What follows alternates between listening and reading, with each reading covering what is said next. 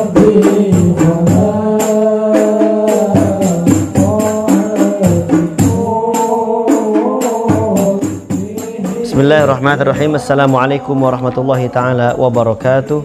Alhamdulillah wassalatu wassalamu ala rasulillah Sayyidina wa maulana Muhammad ibn Abdullah wa ala alihi wa sahbihi wa man wala. Rabbi syrah li sadri wa yassir li amri wa hlul 'uqdatam min lisani yafqahu qawli. Allahumma 'allimna ma 'allamtana wa khaliqna ma khalaqtana subhanaka la 'ilma lana illa ma 'allamtana innaka antal alimul hakim. Ahbabul kiram, ikhwa wa akhwat rahimakumullah. Alhamdulillah kita bertemu kembali pada channel media MMA dalam tayangan Ruhud Da'wah. Pada video kali ini kita akan membahas tentang al-khitbah, yang mana video yang sebelumnya kita membahas tentang muqaddimat aqdiz zawaj, permulaan atau perkara yang didahulukan sebelum terlaksananya akad pernikahan.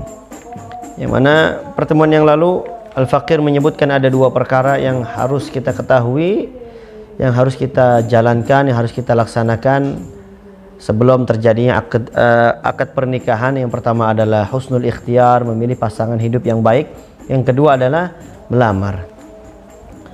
Ahbabul kiram rahimakumullah, melamar itu telah dibahas atau disampaikan oleh baginda Rasulullah sallallahu alaihi wasallam,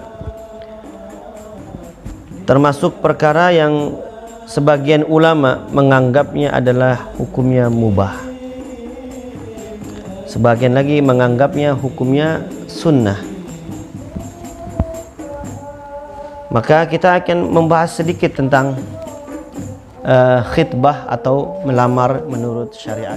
Melamar di dalam syariat itu artinya adalah seorang laki-laki mengajukan dirinya kepada seorang perempuan untuk menikahinya, dan kemudian laki-laki ini mengabarkan kepada walinya dengan tujuan tersebut.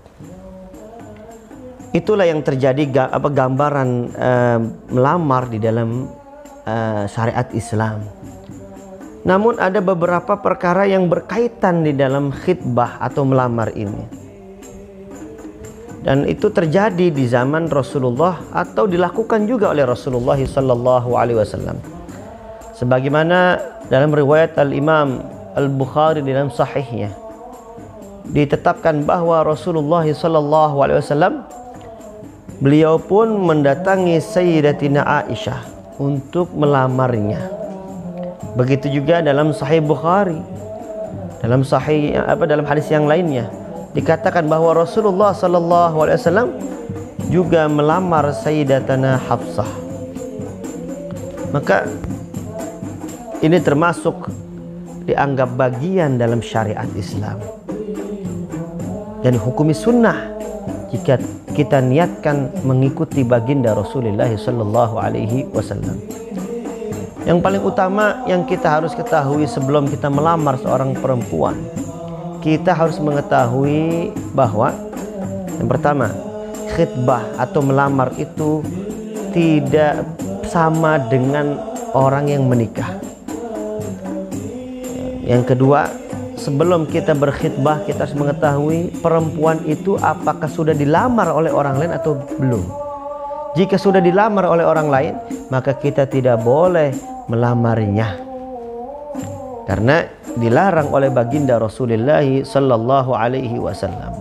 Dalam hadisnya Rasulullah pernah bersabda, tidak boleh menjual di atas jual orang lain, tidak boleh melamar di atas lamaran orang lain. Seperti itulah yang diajarkan oleh baginda Rasulullah sallallahu alaihi wasallam.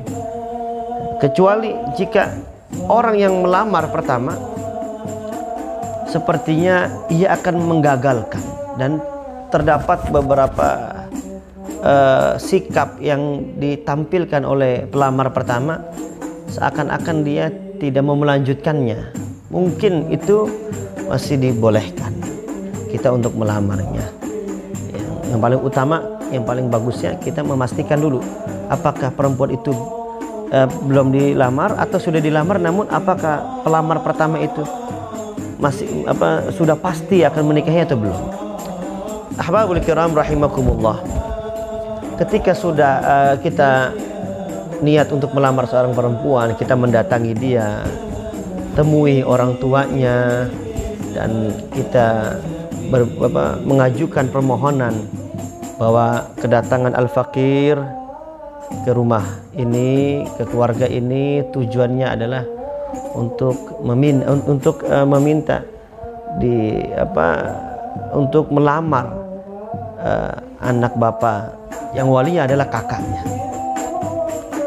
Maka itu mungkin bahasa yang di dalam kitab-kitab fikih, yakni ji'tukum li khidbati karimati.